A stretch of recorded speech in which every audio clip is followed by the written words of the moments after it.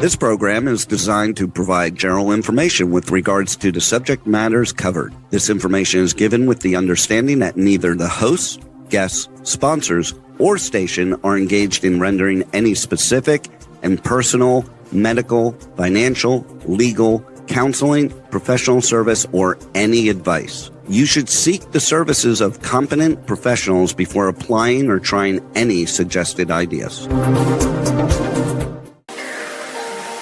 Hello, and thank you for tuning in to A Sharp Outlook on K4HD Radio and Talk 4 TV.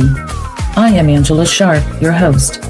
Our armchair discussions with industry experts will give you the steps, tools, and information to be successful in business and to prepare you to be your best self. Hello, I'm Angela Sharp, and right now when you're looking at the news or you're reading social media, there just seems to be a lot of anxiety and a lot of things going on, a lot of uncertainty. And because there's so much uncertainty, in the country and right now around the world, it's hard to know where things might be 6 months, 3 months, 12 months, 5 years, 10 years from now, whenever we start a business. One of the things we always tell a business owner or a startup, do a 5-year plan and a 10-year plan.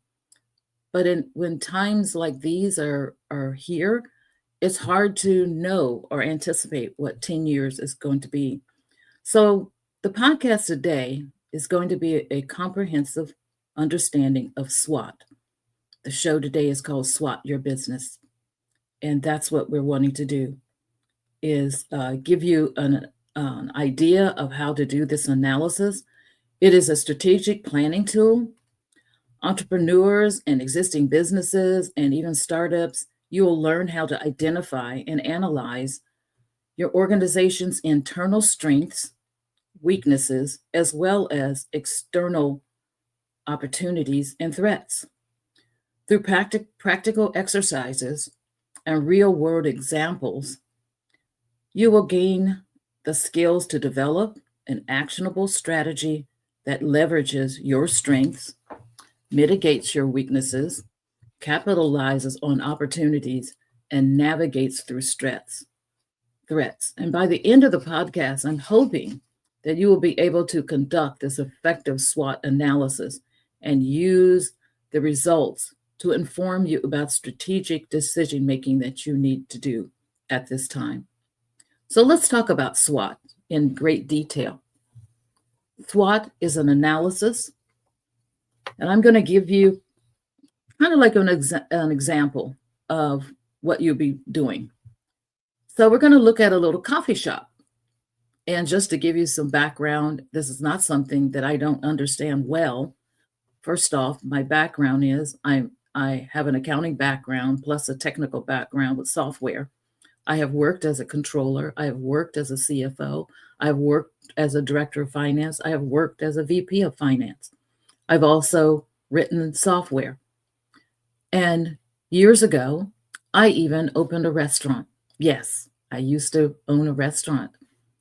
And it was during the time where everything was really booming. And then all of a sudden, 2008, 2009, 2010, we went into a recession. Well, I had a 5-year plan. I had a 10-year plan, but I didn't plan for the recession. And in all of the things that I attempted and tried to do, I went out of business. And it broke my heart because it was something I really, really enjoyed doing, being with the customers and talking to them about healthy eating and all of those things. It was really a wonderful, wonderful opportunity that I had, but I didn't prepare for external threats that no one was talking about or anticipating. And so I want to prepare you because external threats can potentially have a major impact on your business today. So I'm going to give you an example by talking about someone who has a little coffee shop. So the strengths of that coffee shop, they have high quality coffee, loyal customers, prime location, but they also have some weaknesses: high prices, limited eating space, slow service during peak hours. So when they're going in and analyzing, and when you're doing a SWOT analysis, it is a time for you to really be honest about what's going on in your business, what's going on internally as the owner, and what's going on with your staff, and what's going on as far as what you plan to do in the future. You have to be honest when you conduct this SWOT analysis. You can't pretend like everything's okay and just write down things that are not the truth, because you are not going to be able to make the right decisions as far as being able to navigate through things that might affect your business. So we talked about their strengths and we talked about their weaknesses, but also this little coffee shop has some opportunities to increase their customer base by expanding the menu, offering online ordering. Everybody likes to order online now. They don't want to stand in line, so they're going to order online. So that's an opportunity to offer a different service to your customers. There's also maybe, just depending on where you're located, partnering with other local businesses, doing a collaboration, partnering with in marketing, having these marketing flyers that go around, and all of the businesses in the neighborhood are a part of that, so they can reduce the amount of your marketing expenses. But those are some ways of thinking of some opportunities that you could have. But then there's also the threats, competition from other coffee shops moving in the area, economic downturns, and a change in customer preferences. Those are things that will affect what changes you need to make in your business for the future. And as I mentioned, when I had my restaurant, I changed my menu. We even began to do catering to try to be able to make it through the economic downturn, where customers just didn't have the funds to go out to eat. And so we began catering. That seemed to be very good, but at the time, my restaurant was in South Dakota, and the winter times are brutal. People go home as soon as they get off of work, and they are not driving out of the mountains to come and get a bison burger or some bison stew or some salmon, or we had a great menu, if I have to say it myself. It was really a downturn in customer purchasing. And at the time, we didn't get enough time to plan for how to continue to last until the next spring, so that we could be able to serve our customers again. So what is a SWOT analysis? It's a technique assessing, like I said before, your strengths, weaknesses, opportunities, and threats. And why is it important? It's a tool to help you understand what your company does best currently and capitalize on those assets and devise a successful strategy for the future.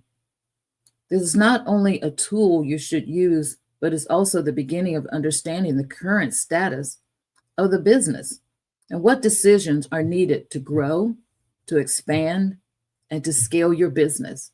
So it's not just when there is an economic downturn or maybe some external things going on. I would say it's something that you should be doing at least every 3 years and 5 years at the maximum, because you're supposed to have your 5-year plan and you want to do your SWOT analysis to see, are you able to now scale? Are you able to expand? Are you able to grow? Are you able to hire more employees? So it is an analysis that you should be doing along with your decision making to know exactly what it is that you need to be doing. So let's look at some different strengths. And I probably should have told you to get a piece of paper and a pencil, but I'm going to make these notes available to you. on my website, and you will be able to download them and utilize them. Or you can go and also, I don't think Google is the thing now. There's so many different search vehicles. Whichever one that you use, go in and run a question on SWOT analysis, and they will give you details of how to step by step do this. But let's talk about some of the strengths that you would find in a business. And it's not any specific industry. All of these are specific for your industry. And so whether you're in a coffee shop, whether you have a sandwich shop, whether you have consulting services, whether you have engineering services, wherever you're going to have outside customers, then you need to be going in and analyzing your business on a periodic basis, just about the same time you're going in and doing your next 3-year plan, 5-year plan, do your analysis as to where you are, where you're going, and have you thoroughly looked at all of the potential things that will affect your business. So I'm going to talk about today, first off, the strengths. Let's identify internal strengths with a critical and unbiased point of view. Here are some examples. A strong brand reputation. If you're selling a specific product, you know there are competitors there, but where's your brand? Is it strong?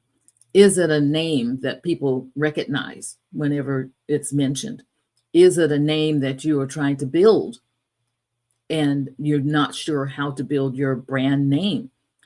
Making sure that whatever you have with your brand name, your reputation, you want it to be a positive reputation. It's not something you want people saying, oh, you don't ever want to go there. Everybody's so rude. Oh, you don't want to ever go there. That food doesn't, it's cold. It's cold. I go for a hot coffee and it's mediocre.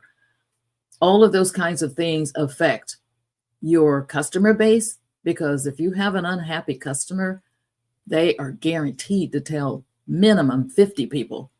And of course, then those 50 are going to tell some more. So that's the last thing you ever want to be doing. You want to have a loyal customer base. That's a strength that you're looking for.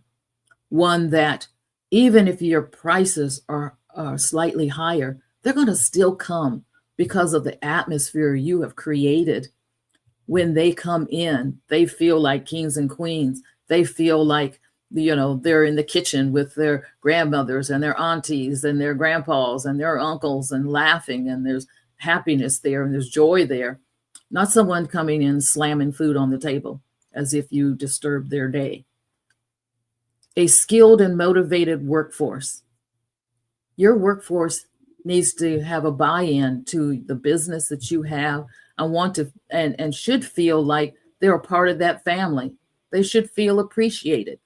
They should feel like they're contributing, not just serving, not just maybe filing, not just, you know, and let me say, all of those are important, you know, services that they're providing for the organization. So when I say just, I'm speaking of that's the way most attitudes are. But I'll tell you, just as being a controller or a CFO, in fact, my staff wouldn't even want me to file anything because I don't know, I have a lot of skills, but I could never file in an order that anybody could find where I placed it. So filing is important when you're looking for a specific piece of information for an audit, or a specific information that you need to have for your taxes to be filed or whatever. So whatever their job that they're doing, it helps to keep your job afloat. So it keeps your business going. It keeps your business running smoothly. It keeps your business so people want to come in, and not only come in, they want to tell their friends to come. Oh, you just got to go over here. I tell you, they have the best food, and they are so funny. They are so sweet. They are so nice. I feel so at home while I'm there. That's what you want people to be saying about your business. So you want your staff to be skilled. You want them to be motivated. If they need training in customer service, I can provide a link of where you can get trainings for customer service. You can download them. They have videos. You can get trained to trainer services or whatever you need. But getting a good workforce that understands customer service, that is important also. You might even have proprietary technology that sets you apart from your competitors. And that's important. That is a strength. Efficient and effective processes so that when those orders come in or whatever it is that's being processed, it's timely, it's efficient, there's no downtime, there's no waste time. All of that, let me just tell you, it affects the bottom line. So having good processes in your organization is really critical. Having great technology is a real strength. It's not just about investing for today, it's investing for the future of your growth of your organization, the expansion of your organization. So you're going to want to be getting effective and efficient processes in place so that everything it works timely. Teamwork.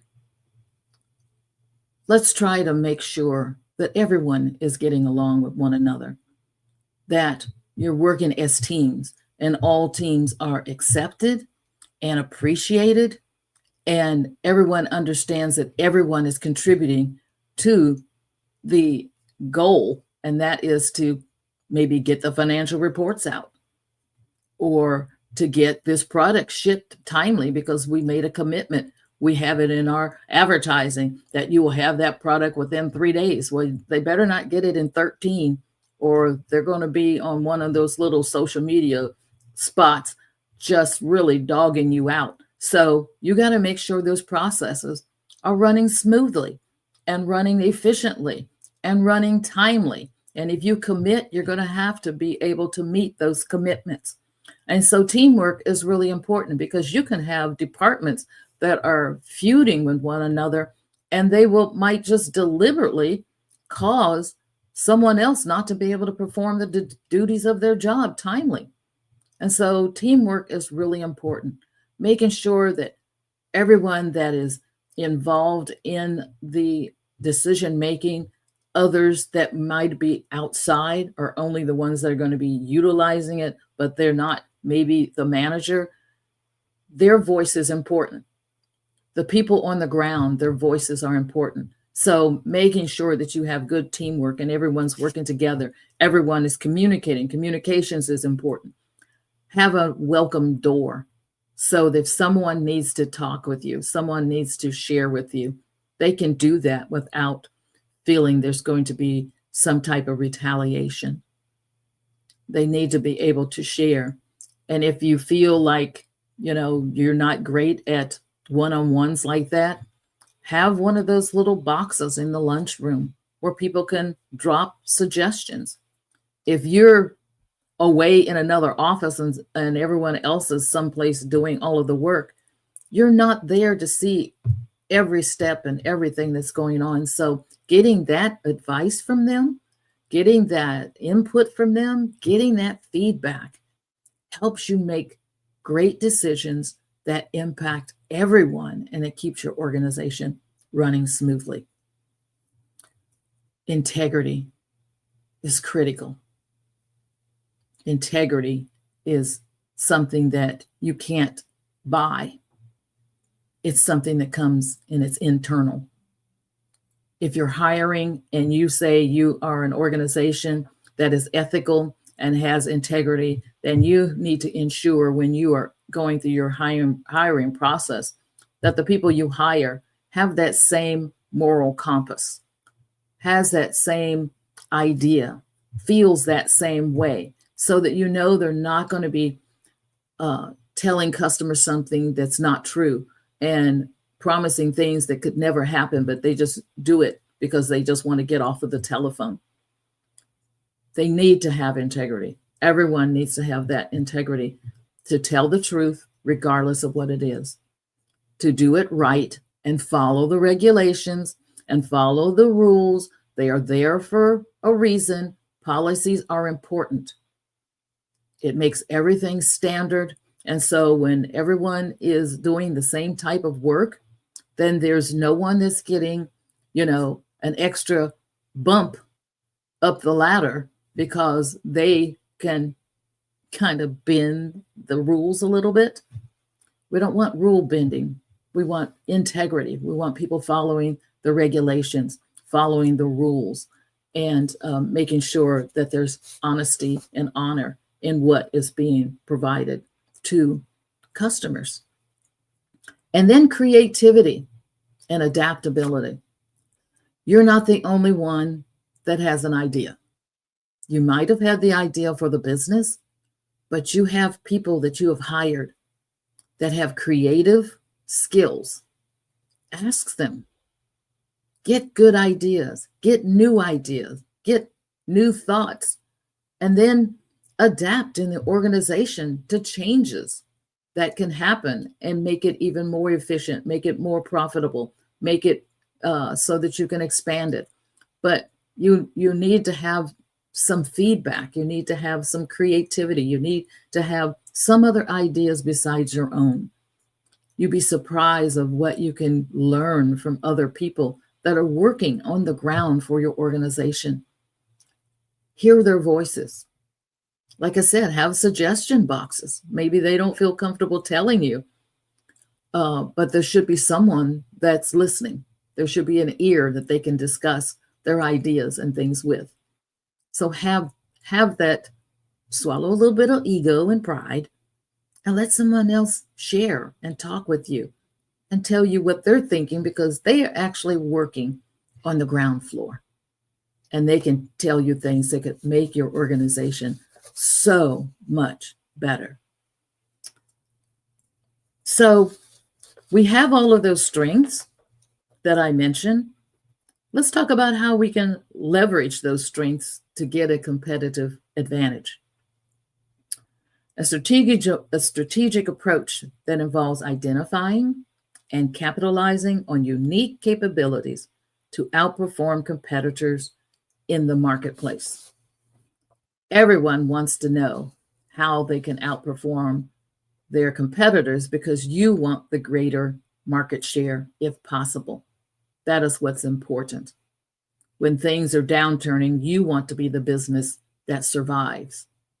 When things are really expanding and growing, you want to be the organization that is expanding and growing and not staying in the same place, not growing, not expanding, in fact, beginning to shrink. That's not who you want to be. You want to be the one that is growing. So look at your strengths. Those were just some examples. But when you look at your business, I'm sure you will identify even more strengths that you can look at and see how you can capitalize, how you can utilize those strengths, like I said, to get the upper hand on the competition. You always must know that if there's a corporation out there that is doing something similar, they have more money to, run the race as to who's going to be around. So always look to see who your largest competitor is, because they will, well, first off, try to come buy you out, but they also have more advertising dollars and other things that can make things very uncomfortable. But that's why you want to have also those strengths that you have a great brand reputation. And regardless of if you have to raise your prices a little, those customers are still going to come there because of the way you make them feel and the tasty things that you have, or the wonderful services you provide, or the beautiful clothes that you design, or whatever that business is. Make it shine. That is the important thing. Now, we talked about the strengths, but we have to talk about some of the weaknesses in the organization. Identifying internal weaknesses. These are internal factors that put a company or organization at a disadvantage. These are areas that need improvement and honest analysis. It's for the wellness of your organization. And so you want either a wellness in your organization or a weakness. So you want to be able to identify them, and you want to go in and make the changes that are necessary for you to be able to mitigate those weaknesses. So let's talk about some weaknesses in the organization. Outdated technology. I know that some technology is expensive, but it's a long-term investment. It's not something you're buying for the next 30 days or even the next 12 months. It's something that you are investing in for the next 5 to 10 years. And if it's the right technology, it's going to grow and expand with you. And so the expansion and the growth and the cost involved in that is going to be minimal because you made that step to invest in great technology. I know about it because I get called all the time to please help them upgrade cities. I work with corporations and city and states and going in and help them upgrade their software and their technology and their equipment and everything so that they are more competitive and can get their processes more efficient. And yes, there's a lot of questions and problems with the price. That's always the biggest issue when it comes to getting technology. But you have to look at the long view, not just current, but long term. What is it going to do for you? Long term, how is it going to help you to expand? In fact, technology is great as far as being able to expand your business because it now makes all of your manual processes that you've been doing, that takes time. They're so efficient.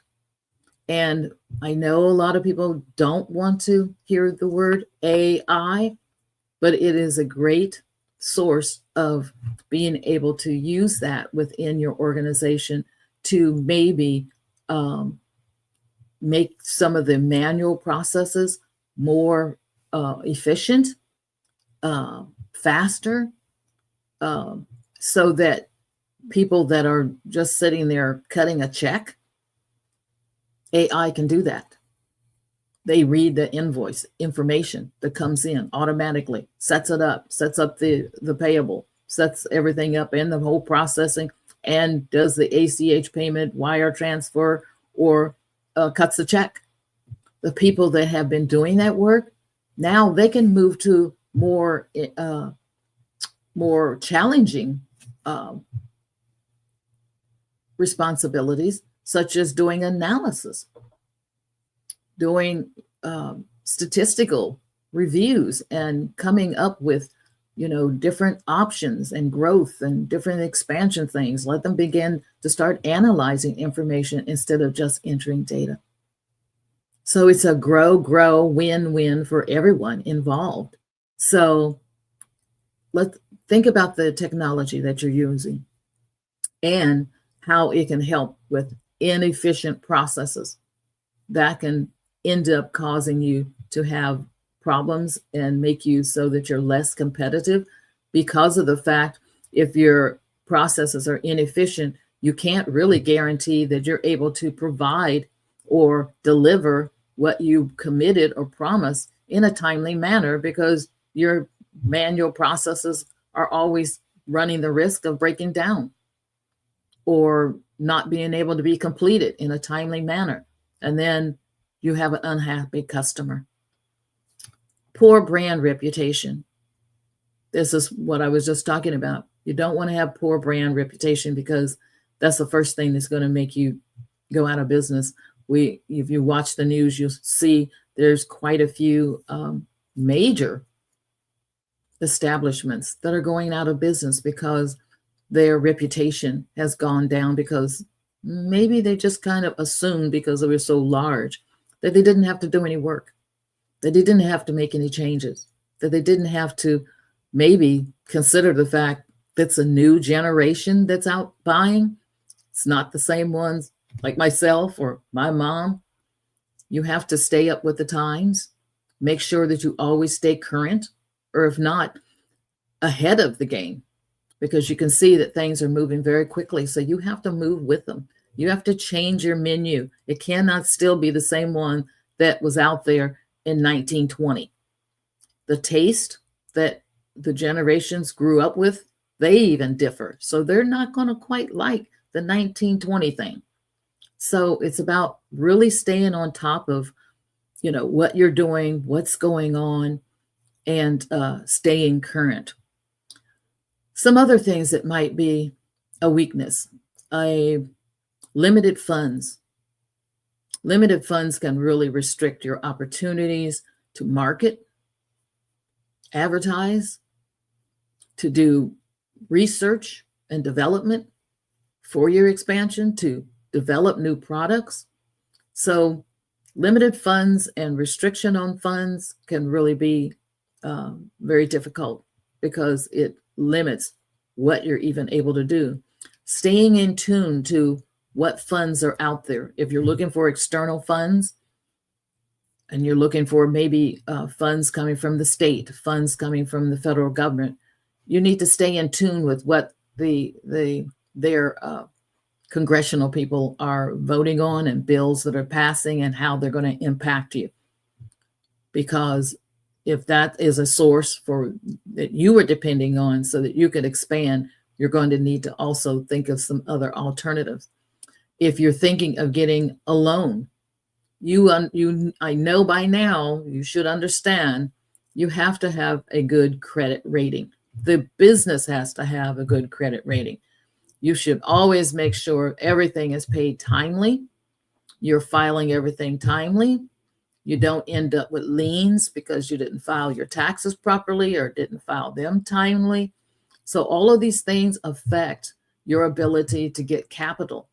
You know that you're going to have a business plan to go in and request that capital. Make sure it's a business plan that is positive, has a positive reflection.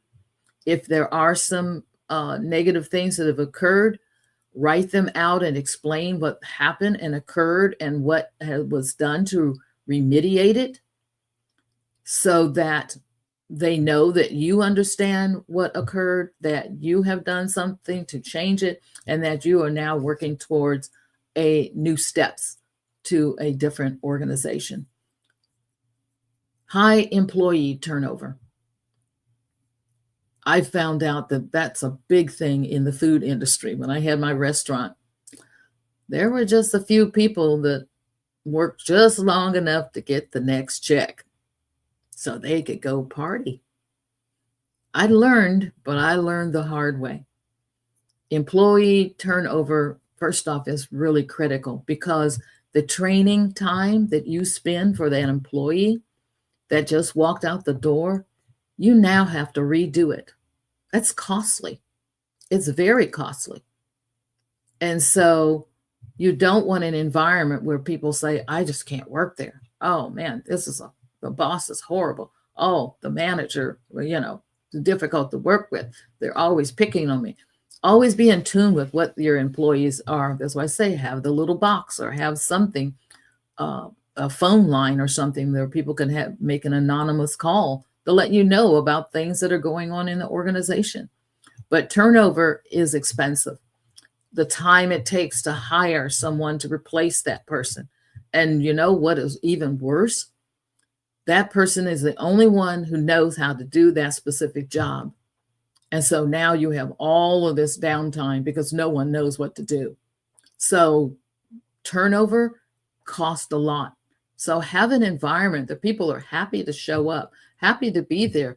And no, do not say to me, they're getting a paycheck, that's all they need. No, they're giving their life and their time that they would probably rather be spending with their family and their children, but they're doing because it is a necessity of life. So don't minimize their desires in life and say, well, they're getting a check. They just ought to be happy because they're getting a check. No, they want to enjoy their work as well as be compensated for the work that they're doing.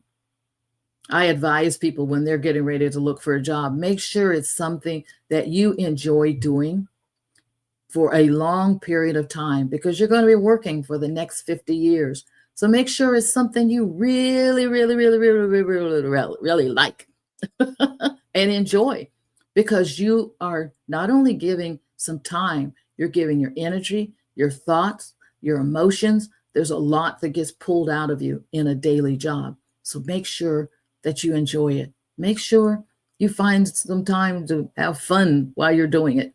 Get along with your staff and maybe have an outing for the staff, for everyone, so that you have that camaraderie and things that can be done so that everyone's getting along. Inadequate supply chain. Right now, you may not be able to depend on those that used to deliver your goods. Some are going out of business. Some are not able to bring the supplies as they once did, because we have different things that are happening with the shipments that are coming in, and shipments being picked up and shipments being delivered, or having companies and stores have had to change who their suppliers are because of relationships and agreements that were written recently. So that could be a weakness. It's not something that necessarily is your fault, but you should always be thinking about, if that person went out of business, where else can I go and get the merchandise for my company, the foods for my lunch that I need to prepare, the just all of the things that you need to provide for your customers. Make sure that you're going to be able to get those, and it's reliable. And if you're hearing, it doesn't hurt to call your suppliers like, hey, I heard this on the news. Is it going to affect you? I would just like to know, so that if I need to order more early and stock up, let me know that.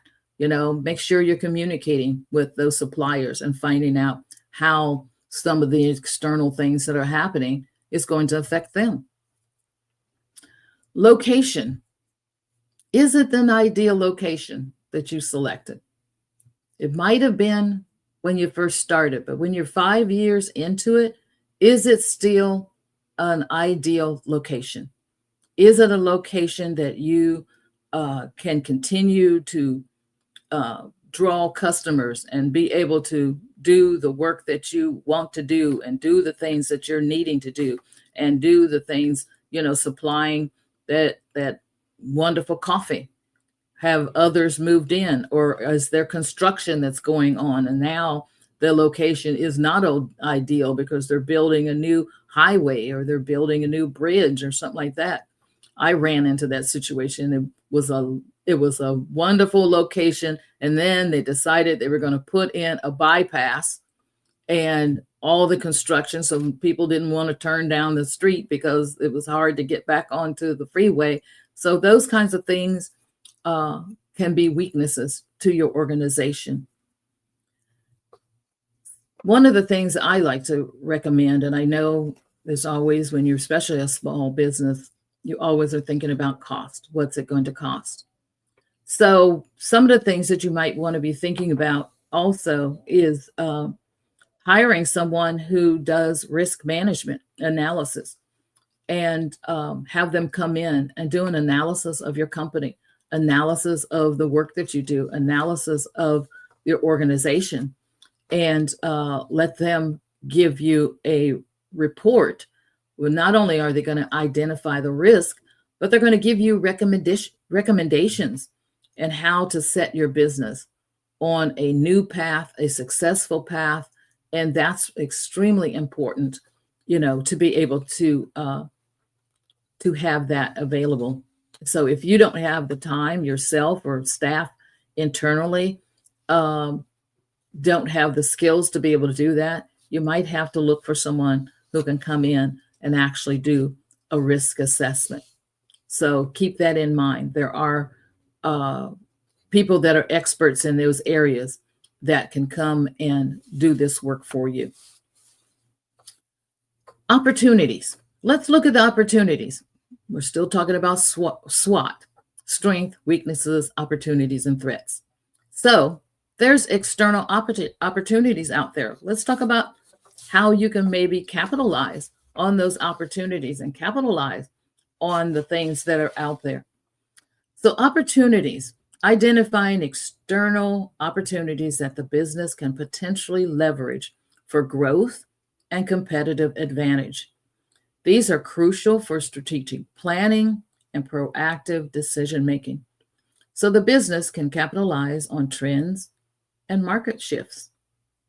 So I'm going to give you some examples of opportunities that are out there. Technology advancements, as I mentioned before, AI, those are opportunities to be able to bring that expertise or that technology into your business. And as I said before, that can really speed up your processes. I know people had been discussing the fact that Amazon is going to a place where they're going to have robots in there working in the warehouses and doing the packaging and different things like that. But that's a technology so that it can speed up the process and be able to do deliveries, because they're promising within 3 days you have them, or sometimes they say, oh, you're going to have it the next day. And they need to make that commitment. They need to meet that commitment. And so they may have to have, robots to assist in some of the warehouse work that is done. But then I know people are saying, okay, well, they're taking away jobs.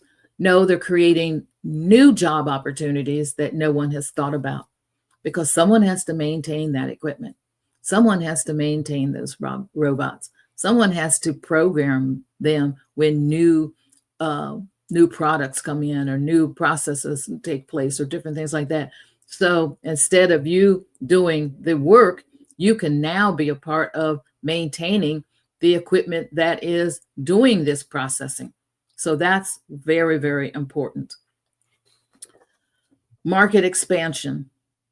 Market expansion is always something that an owner is looking for. How can I go out and expand my business? How can I expand my footprint? How can I expand my recognition of who I am as a business, and being able to come up with great, witty advertisements and marketing and things like that. So going out and expanding your market share is really important. Consumer behavior or demands to create opportunities for new products. Now, I know you might initially say, oh, wow, that sounds like a weakness. No, it's an opportunity. When you identify that you have this weakness, that your customers want something new, they want to see something else on your menu, different things like that, look at it as an opportunity. Every time you identify a weakness, look at it as an opportunity. So now it's like the consumer behavior has changed because there's more youth that are buying. So there's certain things they don't want and certain things they do want. So going in and looking how it's expanding and behaviors are changing and how can you stay relevant, it gives you opportunities to add new products or services to your business. And so these are things that you should be thinking about as you have your business.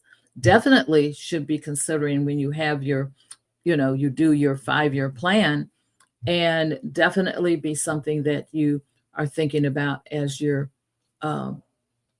thinking of expanding. Collaboration and partnerships. There's opportunities to collaborate, to have partnerships. Those are opportunities where you're sharing the expense, you're sharing the marketing, you're sharing the advertisements, you're sharing the space, whatever it takes for you to continue to exist or to be able to grow and expand into other things. It's really important to maybe collaborate. If you don't have the funds, but you're able to collaborate with someone else, make sure there's an attorney there. But collaborations and partnerships can be very, very lucrative. Look at the music business. Look at the theater business. They always have collaborations. They always have people coming together, partnering, and they have successful products. Well, you should consider doing the same thing. Also, you should stay in tune with published impact and feasibility studies. They're done regularly. The federal government does them, the cities do them, the states do them, some nonprofits do them. Go and look at those studies and see what their conclusions are and see how they might impact you. Some of them give you a clear view of where expansions are going to occur so that you can know what products that you need to put in place, so you know what things you need to do. And it's really important to stay up on those changes that are going to be happening in your cities. Getting feedback, as I mentioned before, feedback is important. Finding out what others think about what you're doing. Get their feedback. Yeah, it might sound or look like a criticism, but if you look at it as a positive, they're giving me information so that I can make slight changes to be more successful in my business. Then it's not such a bad thing. Attending networking events and conferences so that you're always meeting new people, always meeting new potential customers, but also meeting people that might be potential partners or collaborators. So attending those events that are part of your industry is really, really important. So capitalizing on opportunities might mean a new menu. Extending your working hours. You may find out if you get the feedback, some people, they're working later. And so if you just added an additional hour, look at the number of customers that you might have because their hours are being extended and they would like that burger shop to be open when they're getting off work so they can just drive by and pick something up and don't have to go home and cook. So extending working hours might be a way of capitalizing on opportunity. Accommodating these changes is really, really something that is great because you are selling to the customers. So the customers kind of drive the directions that you're going. So having an ear on the ground, listening, someone asking, even have maybe a suggestion box in if you have a restaurant or if you have a sandwich shop or just a coffee shop or whatever it is that you're doing and you have customers coming in, have a suggestion box or a little card that they write on that gives you immediate feedback. I know you go and you do some shopping now or you go and eat, they send you an email, but the majority of people don't even respond to those. They don't answer. But if you have something that you place right there on the table, it kind of gives you that compelling feeling that you need to feel this out. And it's very important. So let's get to the final part of SWOT, and that's the external threats. Identifying external threats that can negatively impact your business. Here are some examples. Increased competition. More and more competitors moving into the community that you're in. Economic downturns. And let me remind you, these are external. They are something you have no control over, but you need to have a strategic plan so that you can, minimize the impact. Economic downturns. What happens when the economic downturn? During COVID, a lot of businesses, they were made whole because they maintained being open, but they also maintained good records so that when it was time to be able to get that PPA loan, they had all of their documentation. They got all of that submitted. They received the funds as a loan and the loan was forgiven. So in fact, they received and were made whole completely. Changes in regulations. I know we don't want to sit there and watch what Congress is doing or the state legislature is doing, but when they get to the point where they have actually written a bill and changed some regulations, you need to know what those regulations are and if they might impact your business. You need to stay on top of that. Epidemics like COVID that came through. That is something you can't do anything about, but keep in mind, what would you do if something like that did happen? How would you handle it? How would you be able to survive until this epidemic is gone? How would you protect your employees, or how would you be able to make customers feel safe enough and comfortable enough to still come in to your establishment during that time?